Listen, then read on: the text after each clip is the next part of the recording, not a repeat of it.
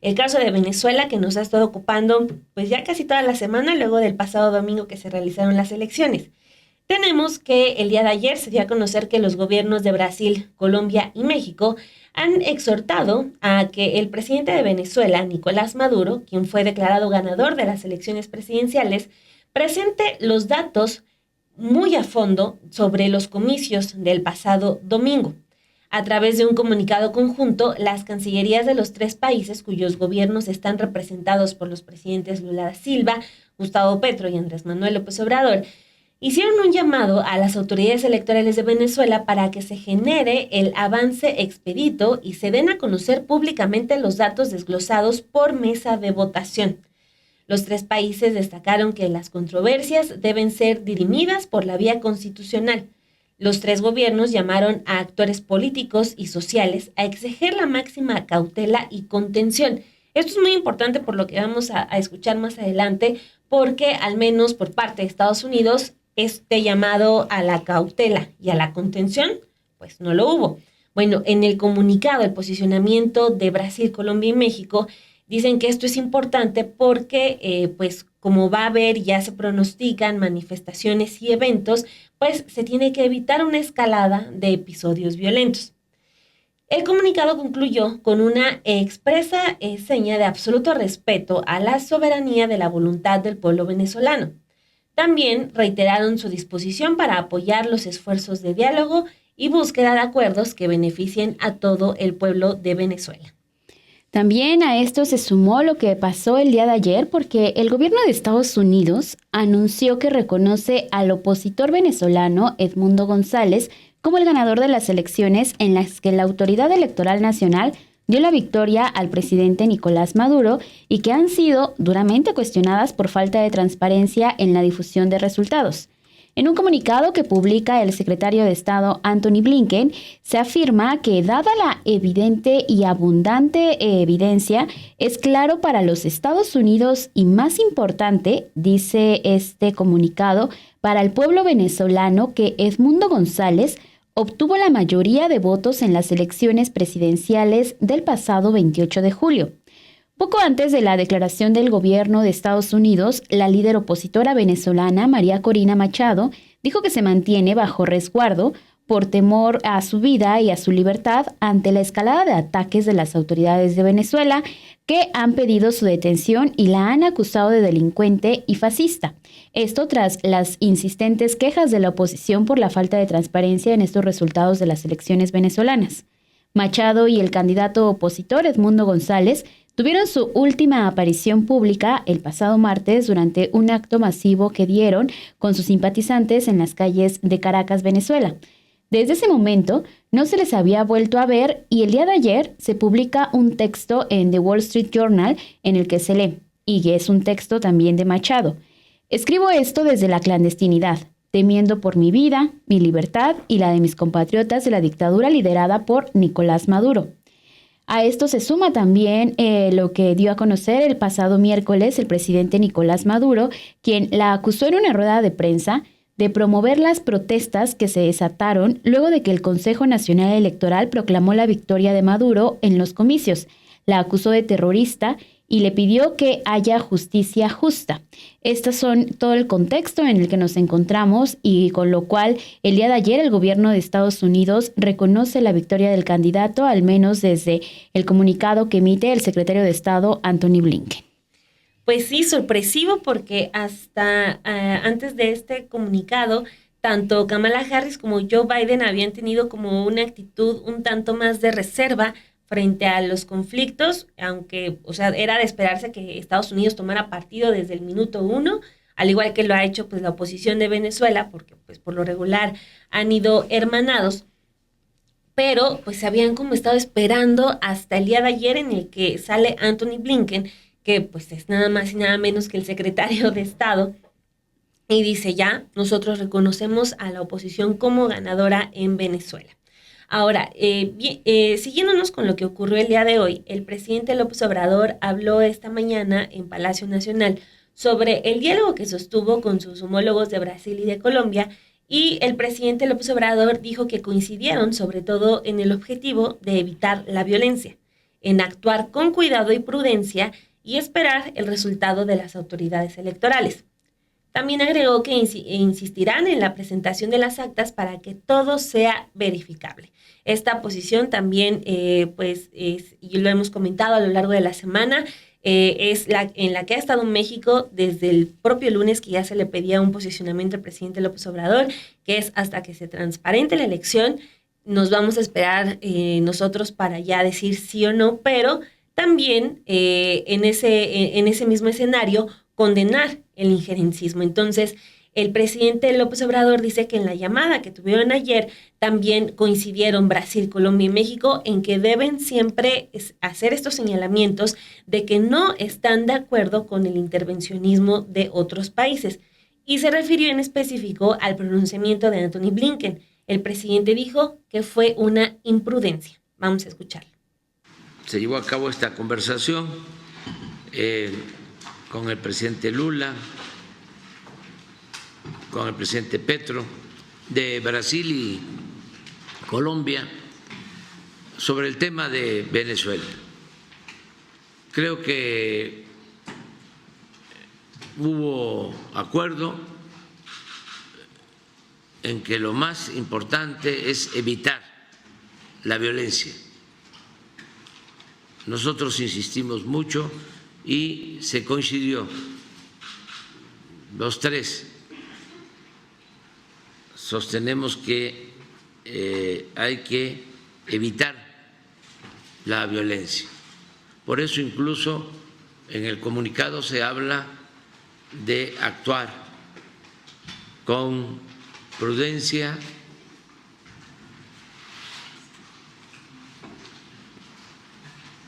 con mucho cuidado y esperar el resultado de las autoridades electorales. Dicho de otra manera, aunque no quedó escrito, que no haya muchas movilizaciones y que se cuide que las protestas se den de manera pacífica. Esto es muy importante para evitar la confrontación. También somos de la idea de que se tienen que presentar las actas, que no basta con proclamas hablando de que se obtuvo el triunfo si no hay actas que prueben el resultado.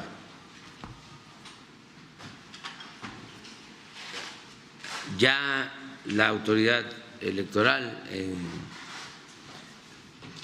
Venezuela se comprometió a convocar a todas las partes para que entreguen las actas, la información y se pueda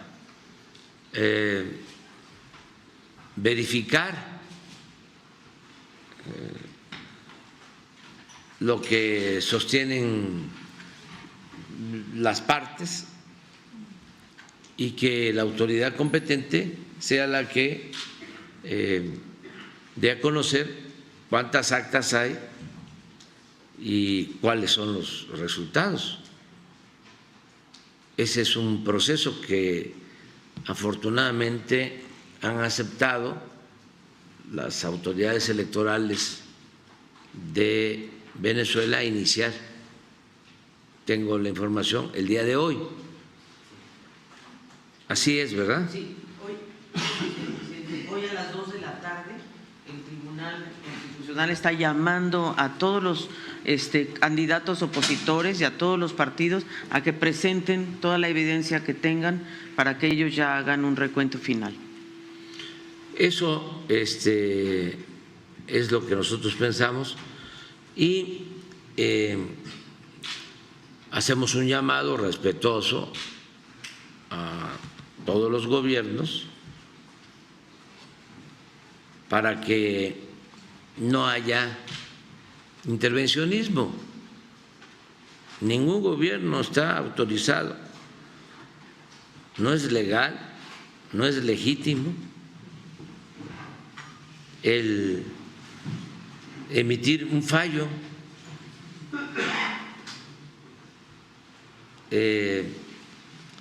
dando perdedor o ganador a un candidato de otro país. ¿Qué es eso? Si no hay un gobierno del mundo, eso no tiene que ver con la democracia, ni con el respeto a la independencia, a la libertad, a la soberanía de los pueblos. Entonces, ojalá y en vez de promover la confrontación, todos actuemos con responsabilidad, que nos autolimitemos y que se respete la soberanía del pueblo de Venezuela en los dos sentidos en cuanto a lo que significa el término, el concepto de soberanía, tanto en cuanto al poder soberano del pueblo, el pueblo que es soberano de Venezuela es el que decide en un proceso electoral, y también la soberanía que tienen todas las naciones para actuar de manera independiente, sin injerencias de ninguna otra nación. Entonces, eso es lo que pedimos.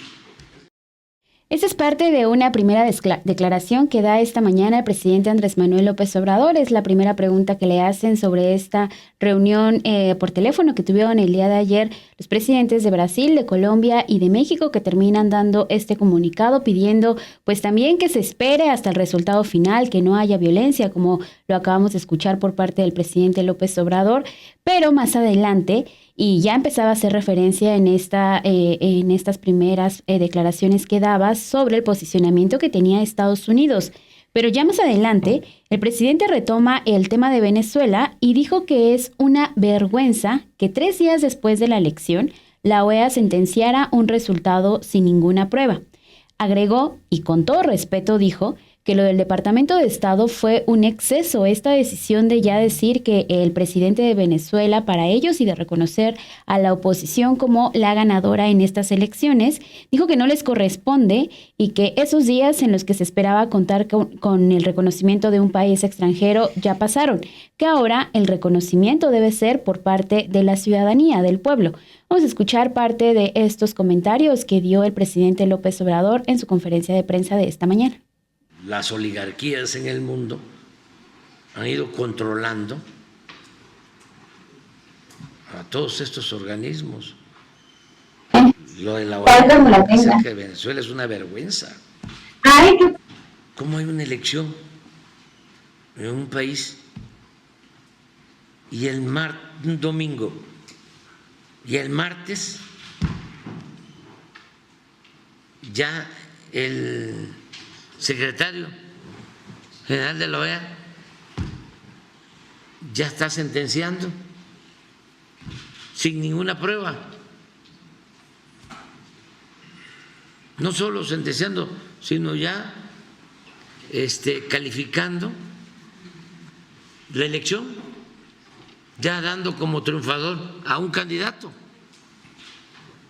Y con todo respeto también lo que hicieron ayer desde el Departamento de Estado. Es un exceso. Ofrezco disculpa al señor Blinken, Pero eso no les corresponde.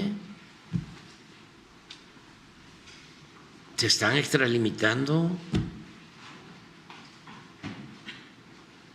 Eso no ayuda a una convivencia pacífica, en armonía, en las naciones. Eso no tiene que ver con la política. La política se inventó para evitar la confrontación y para evitar la guerra.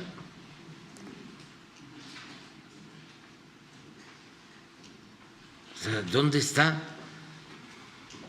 la ley? ¿Qué dice el derecho internacional en esta materia? ¿Cuál es su fundamento? ¿Quién le autoriza a pronunciarse a favor de un candidato si todavía no aparecen las actas?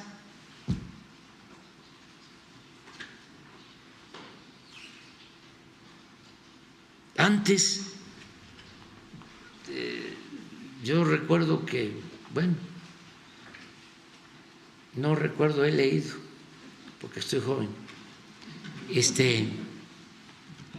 que fueron implantando el que los gobiernos tenían que ser reconocidos por Estados Unidos. Nos pasó así con mucha contundencia en la época en que nos invade Francia y el presidente Lincoln no reconoce a Maximiliano. Nunca lo reconoció. Y eso de una u otra forma ayudó. Pues sí, está ahí ya el posicionamiento de Estados Unidos y este posicionamiento del gobierno de México que, pues bueno, el presidente ahí añade el con todo respeto, pero sí es muy imprudente totalmente el reconocer ya el tomar partido por uno de los candidatos cuando tienes a otros países que son potencia también en el continente diciendo: no estamos reconociendo, necesitamos esperar a que se transparente la elección y en adelante vamos a ir, pero haciendo énfasis en que eso también va a permitir que las protestas no vayan aumentando y que sean solamente como se tienen planeadas ya algunas para los próximos días, que sí sea la gente que tome las calles, porque así también pues se libran elecciones, se demuestra el poder, la oposición ya está llamando a ocupar ciertas avenidas, el propio gobierno también ya está diciendo, bueno, pues nosotros también vamos a responder, pero que todo eso se haga en paz, o sea, la protesta puede ser legítima y puede ser en paz. Pero con estas declaraciones de Estados Unidos, pues dices, no me interesa nada de lo que pueda ocurrir, yo ya estoy mostrando el partido y ya estoy hablando de que hubo fraude, de que se están robando la elección y desbaratas todo este camino de construcción de calma, ¿no? Uh-huh. O sea, tampoco te vas al extremo de Maduro de decir, quien no me respete ya me traigo a mis embajadores y esto, sino es, a ver, la elección se necesita transparentar. Sí, porque también parte de lo que han dicho en la oposición tiene que ver con que tienen las pruebas de acuerdo con ellos, que sí tienen todos los documentos necesarios, las actas, para decir que hubo un fraude. Y lo que decía hoy por la mañana el presidente Andrés Manuel López Obrador tiene que ver con lo que hemos estado escuchando, no solamente en elecciones de ese país, de Venezuela, sino con todo el contexto que han tenido en la oposición para tratar de llegar a implantar la idea que desde el Poder Judicial, en muchas veces también como la oligarquía, ya ha estado dominando algunos sectores que tiene que ver con las calificaciones, en este caso con el Tribunal Electoral del Poder Judicial de la Federación, que tenga que calificar la elección, cómo llega hasta este lado la idea de seguir creyendo e imponiendo que la elección fue un fraude, que están hablando de eso sencillamente. No es la primera vez que sucede, ya se ha visto en otras democracias democracias también de América Latina, cómo desde Estados Unidos se trata de generar esta idea de fraude y con los organismos, como lo es en este caso la OEA, que la OEA lo que busca también es tratar de decir, bueno, al siguiente día, 2 días después, reconocen a Edmundo como el ganador de las elecciones en este país y posteriormente lo que hacen también pues es el respaldo que da Anthony Blinken, pese a que también había anunciado, por ejemplo, Kamala Harris de decir, bueno, esperemos los resultados oficiales. Y Biden también, o sea, son y comentarios. No creo que tampoco haya como un asunto de decirle a Blinken, oye, espérate, ¿no? O sea, pues más bien ya... y que tampoco Blinken actúe por sí solo, ¿no? O sea, ya sí se puede considerar un posicionamiento de Estados Unidos sobre esto y pues ya es en conjunto lo que ocurre con la OEA, que también es un brazo muy estadounidense, aunque sea esté conformada por países de Latinoamérica, pues bueno, ahí entonces no hay mucha sorpresa, pero sí, afortunadamente, hay una condena por parte del gobierno de México. Vamos a esperar si se suman Petro y Lula para decir, oye, estamos dialogando para irnos con calma y no alborotar el asunto de la violencia. Y tú ya sales con que no, al diablo, para mí ganó la oposición. Mientras tanto, vamos a regresar también a lo que ya le platicábamos al inicio de este programa, que es el tema de las elecciones en Venezuela. Hace unos momentos, el secretario general de la OEA, Luis Almagro, acaba de publicar un comunicado de prensa en el que están exigiendo una verificación de actas de votación en el proceso electoral de este país, en Venezuela. Lo que mencionan en este comunicado es que al menos desde esta Secretaría de la OEA expresan su solidaridad, dicen, con las víctimas de la represión en Venezuela y sus familiares y exigen el fin de la violencia y el cese del encarcelamiento de manifestantes por parte del gobierno, a la vez que reitera la necesidad de la verificación de actas de votación del proceso electoral venezolano del pasado 28 de julio del 2024. Esto es un tema que poco a poco hemos tenido reportándole la actualización a lo largo de toda esta semana, después de que el pasado domingo se llevan a cabo estas elecciones. Y para ahondar más en estos detalles, invitamos a Lina Duarte, quien es periodista y que estuvo cubriendo durante una semana todo este proceso de elección. Estuvo allá en Venezuela, incluso no nos pudo acompañar en el Versus pasado porque allí hubo problemas, ya nos contó lo que sucedió, pero le damos la bienvenida en este espacio de Café y Noticias para ahondar más qué es lo que está pasando en este país después de la elección. Bienvenida, Lina, ¿cómo estás? Hola, queridas Dani y Perla, pues yo feliz de estar aquí con ustedes y con su audiencia. Muchísimas gracias, Alina. Ya te extrañábamos, pero qué bueno que vamos a tener la oportunidad de hacerte varias preguntas sobre la situación en Venezuela. La primera sería preguntarte tu opinión sobre estas ya distintas posiciones que hay después de la elección. Tenemos a Brasil, Colombia y México diciendo, esperemos a que se transparente la elección, tenemos que cuidar que no haya violencia, pero sí queremos transparencia. A Estados Unidos diciendo, ya, para mí ganó la oposición, y también le sumaría, por ejemplo, pues esta posición del presidente Nicolás Maduro, porque causó mucho revuelo su comentario de ayer de estar construyendo cárceles para meter a la oposición, no fue bien visto. Entonces, son cosas postelectorales, pero ¿tú cómo ves que ha ido evolucionando todo esto? Pues miren, yo creo que hay que empezar y no me quiero ir tan atrás porque a mí me gusta poner en contexto cómo es que llegamos al 2024, pero sí diría que el golpismo al menos no es nuevo en Venezuela, ¿no? Este proceso que llega democráticamente electo en 1998, pues se rompe con, pues básicamente es como un 2018, ¿no? En México, en términos del apoyo popular masivo que viene después de un desencanto de las clases políticas y de una derecha, pues profundamente neoliberal que entregó todo el país. Digamos, eso fue la constante no solo en México, sino en Venezuela, en Argentina, es decir, el neoliberalismo impactó de la misma forma, en algunos lugares aún más cruda que en otros. Entonces, en ese momento se abre una veta de participación popular, sin embargo, el empezar a tocar los intereses de ciertas oligarquías, pues lleva a la derecha a dar un golpe de Estado en el año 2002 en contra de Hugo Chávez, y es casi la misma gente que dio en ese momento ese golpe en contra de Hugo Chávez, la que sigue durante los próximos 20 años haciendo de las suyas, pues obviamente con ayuda de Estados Unidos. Esto se reprodujo de manera constante, de diferentes formas, a través de lo que se conocen como guerras híbridas.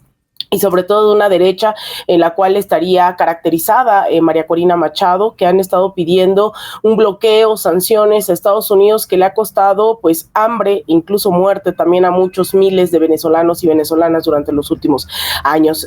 La política, digamos, en contra de Venezuela se recrudece durante el gobierno de Barack Obama y también se acentúa obviamente durante el trumpismo, y de fondo hay algo que es muy sencillo y que no tiene que ver con las elecciones, es el petróleo. Venezuela tiene las reservas más grandes de petróleo y de gas en el mundo, y es algo que había confesado el propio asesor de seguridad nacional de Donald Trump, John Bolton, o el propio Donald Trump hace tan solo unos días. Entonces, digamos, en ese deseo de tener los recursos naturales, pues se han inventado un montón de héroes, heroínas, paladines de la democracia, que no han hecho sino pues alterar la vida democrática de Venezuela durante los últimos años, y lo que no se dice es que efectivamente ha habido indicios de violencia, pero que son direccionados por estos grupos de ultraderecha. Tal es el caso de este ya 2024, en donde se reporta el día de ayer el asesinato de Cirila Isabel Gil en el Callao, estado de Bolívar, que es pues un lugar, y sobre todo ella, una activista pues chavista, ¿no? Eso ha sido la constante durante muchos años. Entonces, a eso responde realmente, creo yo, las respuestas internacionales de gobiernos que buscan democracia, porque además les ha costado muchísimo llegar, les han hecho fraudes, llámese Gustavo Petro, llámese Andrés Manuel López Obrador, o llámese también Lula da Silva, que llegó también a la tercera ocasión a la presidencia hace ya 3 mandatos. No la han tenido fácil, y creo que ha pues reinado la prudencia dentro de lo que han mencionado, lo que han destacado, y también decir lo desigual que es, ¿no? O sea, nunca nadie le pide a Estados Unidos que muestre sus actas. Y cerraría en esta primera intervención diciendo que el sistema electoral venezolano no son las actas que nosotros y nosotras conocemos, ¿no? Estos papeles que al final de la jornada se llenan de forma manual, es abiertamente digitalizado. Uno llega con su credencial, lo identifica, le permiten con su huella dactilar abrir la urna electrónica, votan, y después se imprime esa papeleta. Entonces, al final de la jornada se tiene un acta digital y los votos físicos que se cotejan, y después viene ya la emisión del resultado del Tribunal Electoral, lo cual, pues, además, hay que decirlo, en un plazo de 30 días, el gobierno, el Poder Electoral está obligado hacer un cotejo del 100% de las actas. Entonces, eso por ley tiene que ocurrir. Digamos que la diferencia en esta ocasión es que se denuncia un hackeo que impide que el 100% de las actas se terminen de subir, pero los votos físicos sí están, los votos también cotejados ya con las actas que se imprimen de esas máquinas también están, lo cual le permitió al Consejo Electoral emitir este resultado con más del 80% de las actas emitidas, que se considera ya un resultado que no se puede echar atrás.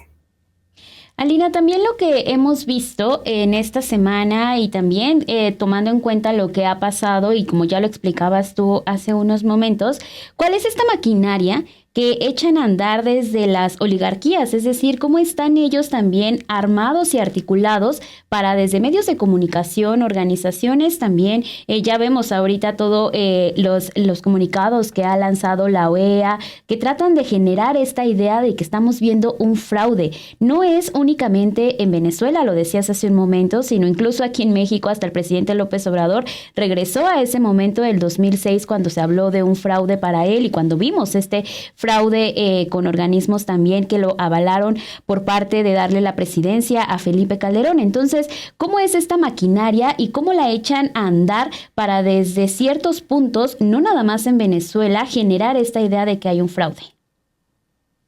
Pues mira, esta maquinaria lleva más de 20 años, Perla. La verdad es que a veces dicen es que están hablando más unos que otros, pero en realidad esta maquinaria mediática lleva más de 20 años tratando de orquestar golpes de Estado, como lo hicieron en el año 2002 en contra de Hugo Chávez, en donde se juramenta Pedro Carmona Estanga, como lo hicieron en el 2016, diciendo que había un fraude por parte de 2013, por parte de Nicolás Maduro contra Enrique Capriles, como lo hicieron después con Leopoldo López, como lo hicieron ya en su momento también con María Corina Machado, y no se diga también un Juan Guaidó que se autojuramenta, ¿no?, ¿no? En nombre de la democracia, con 20 personas al lado y se hace presidente. Eso, digamos, esa maquinaria ya está bastante bien aceitada y de hecho creo que es un referente también para las oligarquías y las derechas mediáticas, oligárquicas, electorales de toda la región. Hay muchos nexos ya activados históricamente en esta relación. Por ejemplo, hay nexos bien aceitados con los medios internacionales como CNN, la BBC, New York Times, el Washington Post, pero también con las derechas de cada uno de los países. Por ejemplo, uno de los nexos más fuertes que hay de la ultraderecha venezolana es justamente Marco Cortés y Mariana Gómez del Campo, Gil Suart, ¿no? Ese área del panismo también ya tiene nexos desde hace mucho tiempo, los han traído incluso a México disfrazados de defensores de derechos humanos, y no se diga, pues obviamente los medios de comunicación, que pues vaya extraña dictadura, más del 90% de los medios en Venezuela son de oposición. Entonces, eso permite activar no solo la maquinaria mediática, electoral y de alianzas de la derecha, sino también a los actores a escala internacional. ¿Quiénes son estos actores? Y no nos va a dar un programa ni 2 ni 3 para desenmascarar a cada uno de ellos, pero pues ahora nos vienen a recetar, ¿no? A Vicente Fox como el gran demócrata, cuando justo tenía una agenda de ir, ¿no? A incidir directamente en las elecciones, como ya lo hizo aquí en del 2004 al 2006, en el caso de México, impidiendo.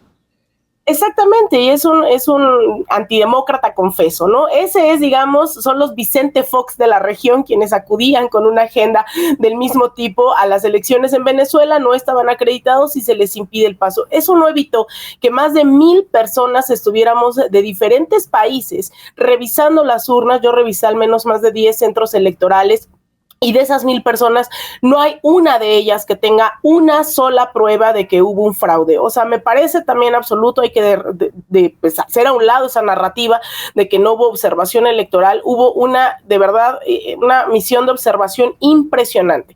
Ahora, por otro lado, ¿quién es la OEA? La OEA se funda básicamente para garantizar los intereses de Estados Unidos dentro de la región, si no me equivoco, en 1948, y lo que hemos visto sistemáticamente durante estas décadas es justamente que le responde a los intereses de Estados Unidos. En su momento deciden expulsar a Cuba diciendo es que este país socialista no merece estar, y Cuba les dice bueno, al fin que ni quería, y justamente Venezuela, yo era corresponsal en ese momento de Telesur en Washington y me tocó cubrir todo el asedio a Venezuela en el 2019 en la OEA, y a mí me consta cómo es que se hicieron votaciones como las que se están intentando hacer ahora para aplicar la Carta Interamericana en contra de Venezuela y poder invadir Venezuela. Esas votaciones no tuvieron éxito, se tuvieron que inventar grupos paralelos, en su momento incluso encabezados por el gobierno de México con Luis Videgaray, y crearon el Grupo de Lima porque no podían ganar las discusiones de forma democrática. No había un sentido como para invadir un país, ¿no? Y buscar democracia, cuando en realidad pues no había pruebas, ¿no? De lo que ellos buscaban plantear en ese momento, cuando en realidad estaban dando un golpe de Estado encabezado por Juan Guaidó. Ahí Venezuela ya había empezado incluso su salida de la OEA. Venezuela ya no es parte de la OEA. Incluso Estados Unidos le permite entrar a la OEA a representantes de Juan Guaidó, que ahora se me olvida su nombre, pero Juan Guaidó tenía también su cuerpo diplomático. Carlos Vecchio era el embajador, un fascista total, ¿no? En Estados Unidos, y pues arman todo un circo ahí. Entonces, esa es la OEA, que pues yo coincido al 1000% con lo que dice el presidente Andrés Manuel López Obrador. ¿Qué tiene que hacer la OEA? ¿Qué tiene que decir la OEA? Cuando ahí está la institucionalidad venezolana respondiendo además con una garantía plena. Se hicieron 3 auditorías del sistema electoral antes de la elección, se hizo un simulacro de la elección previo a la elección, y se va a hacer una revisión del 100% de la votación por ley, no porque la derecha esté diciéndolo. Por ley, cada elección se tiene que revisar el 100% de los votos. Entonces, a mí me parece que la OEA, que no se nos olvide que es la misma OEA que cantó fraude y que dudó de las elecciones cuando Evo Morales estuvo compitiendo en el año 2019, que causó la muerte de 57 personas. Que no se nos olvide que es la OEA, la misma OEA que intentó legitimar la invasión de Venezuela justo durante el golpismo en 2019 con Juan Guaidó, inventándose un concierto de SOS Venezuela en la frontera colombo-venezolana, diciendo que iban a meter ayuda humanitaria, y resulta que era armamento y era toda una treta para invadir Venezuela. Que no se nos olvide que esa es la OEA, que ha venido legitimando golpes de Estado, fraudes electorales en nombre de la libertad y la democracia. Entonces, Luis Almagro tiene de verdad el descaro de venir a exigir democracia cuando el primero que tendría que estar en la cárcel porque ha auspiciado cuanta muerte ha podido, pues ha sido este señor. Entonces, que no se nos olvide que son estas las instituciones llenas de sangre las que están viniendo a hablar de democracia, cuando ya quisiera yo que Luis Almagro se pronunciara en contra del financiamiento de Estados Unidos para pues garantizar, ¿no?, un genocidio pleno, un exterminio en Palestina, que se pronunciara en contra de la represión que hubo durante los alzamientos sobre todo de la comunidad negra en Estados Unidos ante el asesinato de George Floyd. Ahí sí, Luis Almagro no existe. Entonces, ese es el cinismo también de una institucionalidad internacional que yo creo también tenemos que cambiar y que en su momento, recordarán, planteó el propio presidente López Obrador, pero hubo tantas presiones porque creo que también aquí no era tan claro quién era la OEA. Yo creo que ahora ya tenemos razones de sobra para repensar qué estamos haciendo también en un organismo de estas magnitudes. Alina, a mí me gustaría regresar también al asunto que ya nos empezabas a explicar, que es lo de las famosísimas actas, ¿no? O sea, ¿qué pasa con estas actas? Tenemos el hackeo, que es el que retrasa unas horas el anuncio del resultado después de la jornada electoral. Luego, ya nos comentabas tú, a ver, son 30 días de los que se dispone por ley para publicar esas actas. Los tres países que estábamos mencionando ahorita, México, Brasil y Colombia, están diciendo se necesitan esas actas para darle cauce a todas las protestas de la oposición, del gobierno en turno. Pero ¿qué pasa? O sea, sí nos vamos a esperar todo este mes en espera de las actas. Se van a publicar antes. Es normal que ya hayan tardado pues casi una semana, que puede ser mucho o poco tiempo, pero a ver, si nos podías explicar un poquito más para entender también, incluso en cuestión de tiempos, qué es lo que va a pasar en el corto plazo. Sí, bueno, ahorita está pasando incluso exactamente lo mismo que pasó en el año 2013, aun cuando incluso en esas elecciones, que es cuando fallece Chávez y compite Nicolás Maduro con Enrique Capriles, la diferencia fue menos, fue de un punto, una cosa así, que ahora es mucho más la distancia, y en ese momento se retrasó también por cuestiones, pues obviamente no es lo mismo y es lo mismo que pasó en Bolivia y lo que pasa en nuestros países, que no se logra tener las actas al 100% en cierto tiempo por las condiciones urbanas o rurales, ¿no? Eso, digamos, eso es propio de cualquiera de nuestros países. El asunto es aquí es que cuando se dan a conocer ya los resultados es porque se tiene más del 84% de las actas contabilizadas, lo cual se considera esto, ¿no? Se considera que ya es un porcentaje irreversible, se tienen muestras, sin embargo, no se permite que ese 100% de las actas se logren subir al sistema electoral. Se tienen las actas, se tiene el 100% de las actas, lo que no se tiene es, digamos, en el sistema colocadas ese 100% por el hackeo, porque el hackeo, hay que decirlo, es la única forma en la cual podría alterarse la elección, dados los candados que se tienen actualmente en todo el proceso electoral. Yo les decía, se hizo un riguroso una examinación rigurosa en 3 ocasiones de todo el sistema electoral, en el cual estuvieron convocados además los 10 candidatos, porque se nos olvida que son 10 candidatos electorales, no son 2, son 10 candidatos, y los 10 estuvieron convocados a pues esta revisión rigurosa. Se hizo un simulacro, se llega a las urnas y resulta que los otros 7, es decir, 8 en total, están reconociendo los resultados. Solo son 2 los que no están reconociendo, que son estos grupos de ultraderecha venezolana, que ya estaban, en realidad lo de las actas es un pretexto, ¿no? Porque ellos incluso se da a conocer el día de ayer que crean un sitio web, bueno, eso se dio a conocer desde el domingo, que habían creado un sitio web en donde ellos iban a subir sus actas. Primero ellos dijeron que tenían el 80% de las actas. Mentira. Dijeron después que tenían el 70% de las actas. La gente comenzó a buscar sus actas y no tenían ni el 5% de las actas, y curiosamente subieron las actas donde ellos iban ganando. Pero peor aún, resulta que ese sitio lo crearon una noche antes de las elecciones. Es decir, no estaba estaban esperando los resultados. Era parte de toda una estrategia para cantar fraude. Pero además este fraude ya lo habían dicho desde hace meses. María Corina Machado, que es para nada es una novata del golpismo venezolano, ya había dicho que de no beneficiarles los resultados, ya iban a desconocer las elecciones. Así, en pleno cinismo total, estas declaraciones existen desde hace meses, ya lo habían dicho. El problema es que allá los medios de comunicación logran tener todavía más incidencia que lo que pasa aquí en México, porque en México pasó exactamente lo mismo. Allá no es Massive Caller, pero allá también sacaron sus encuestas donde les daban el 1000, 8000% de ventaja y donde iban por los cielos y nadie los detenía. Y entonces llega el día de la elección y ellos dicen que van ganando, al igual que Xochitl Gálvez se declara, ¿no?, victorioso en ese momento el opositor, pero acá resulta que tienen un apoyo fuerte, mediático, internacional, porque yo creo que esa es una de las grandes carencias todavía en Venezuela de las izquierdas, que es la parte mediática, y es algo que las derechas allá sí tienen bastante bien consolidado. Entonces, se da este hackeo. Y lo único que falta es que ese porcentaje de actas que no se pudo poner en el sistema estén en el sistema, pero eso no evita que las actas existan, que es como un gran recibo de cuando uno va al supermercado y entonces compra una lechuga, un kilo de jitomate, te dan un recibo gigante. Esas son las actas. Las actas existen. Tienen incluso un código QR y un código alfanumérico que determina que es de cada uno de los centros electorales, que no es, digamos, de otro, ¿no? Que está relacionado a ese resultado. Esas actas existen y solo hace falta subirlas, pero algunas de esas actas se contaron también para ese 84%, pero el hackeo impidió que se subieran esas actas al sistema.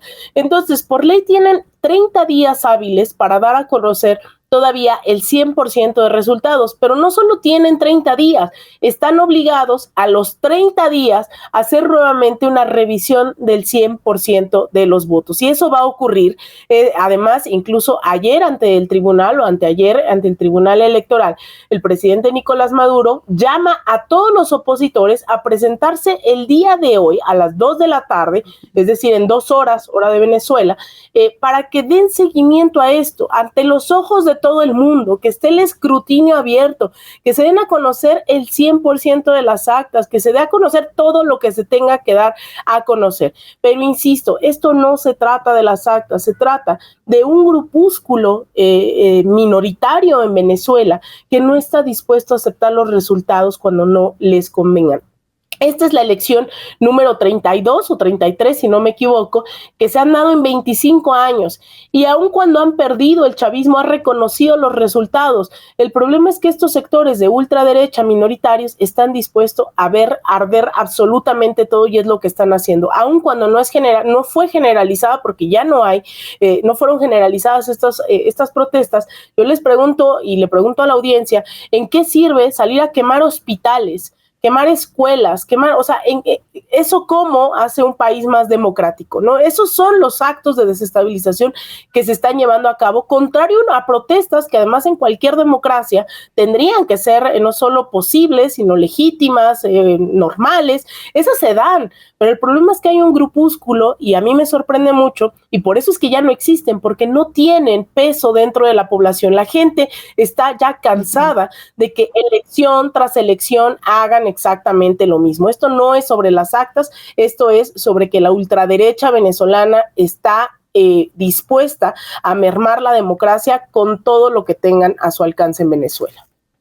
A ver, pero estamos viendo las mismas tácticas que han estado replicando, ¿no? O sea, hay momentos en los cuales, justo como decías ahorita al final, la ultraderecha lo que quiere es llegar de nueva cuenta al poder, es la derecha al final de cuentas, ¿no?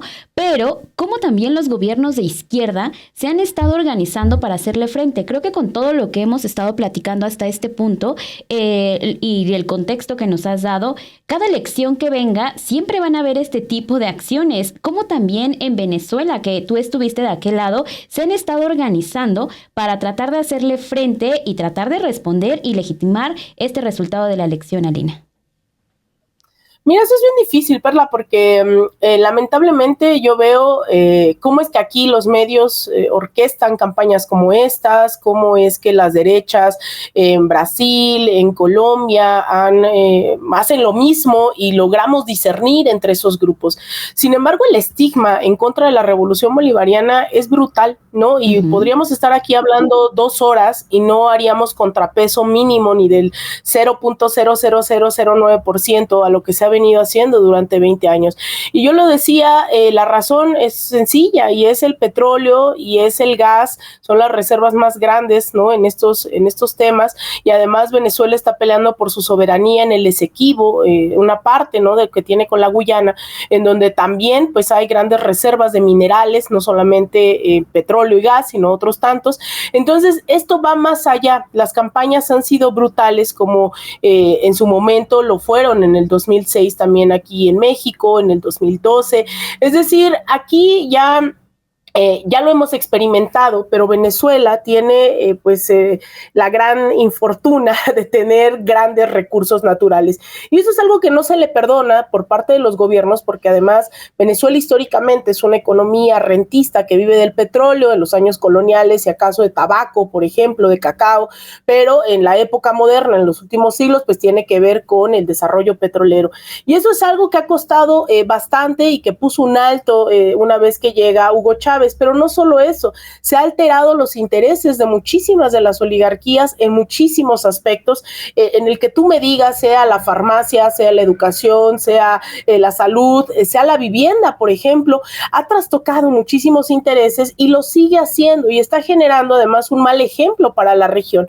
Venezuela se vuelve un objeto de ataque porque no solamente es el gobierno, no solamente es Nicolás Maduro y su gabinete, sino que hoy, por ejemplo, en Venezuela existen 4.500 comunas, es decir, 4.500 organizaciones populares, barriales, que están tomando las decisiones sobre cómo se aplica los recursos del gobierno en sus comunidades. En abril, que también les conté, fui a una elección de los consejos comunales, en los cuales cada uno de estos 4.500 comunas deciden 7 proyectos prioritarios para la comunidad, y entonces en forma asamblearia, con votaciones, deciden cuál es la prioridad para cada uno de estas comunas, y entonces el gobierno se ve obligado, ¿no?, a apoyar lo que ellos decidan. No son las políticas de Estado.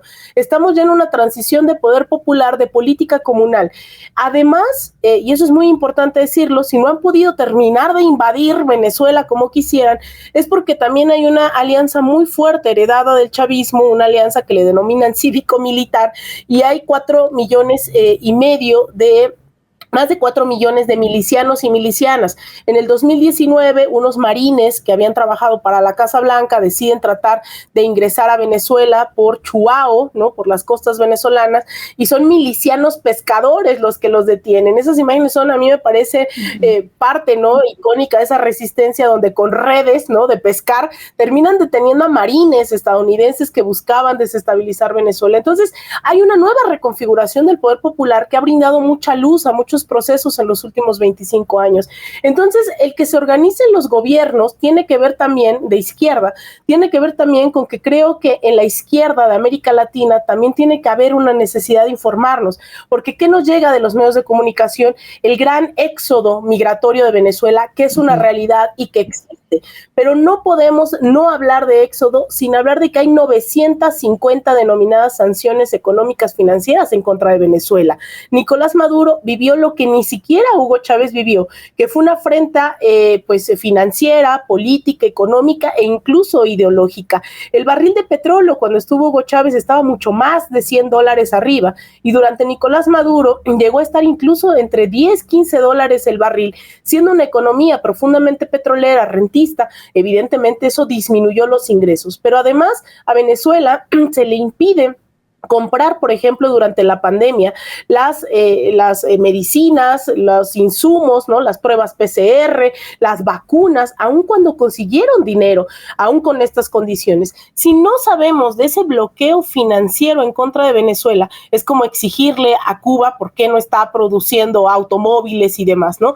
Este bloqueo que en los últimos años se ha implementado en Venezuela es solo comparable con el bloqueo que tiene Cuba desde hace más de 6 décadas. Eso no sale en las las noticias. Entonces, también yo esperaría que en ese balance de mucha izquierda en México y en toda la región, en donde dicen es que Venezuela debería de, pues más bien deberíamos de aprender por qué Venezuela ha sido tan asediada como pocos gobiernos, y ha sido por temas económicos, financieros, que impiden que tenga una economía decente. Y cerraría diciendo, lo único que ha provocado el bloqueo de Estados Unidos hacia Venezuela y hacia China y hacia Rusia, hacia Irán, es una reconfiguración también del entender del mundo. Entonces, ahora en Venezuela tú encuentras un montón de medicina, no necesariamente gringa, sino medicina iraní, medicina china, medicina rusa, medicina de esos países bloqueados, ¿no? Pero además también fortalecieron la soberanía alimentaria. Hoy más del 90% de los alimentos que se consumen en Venezuela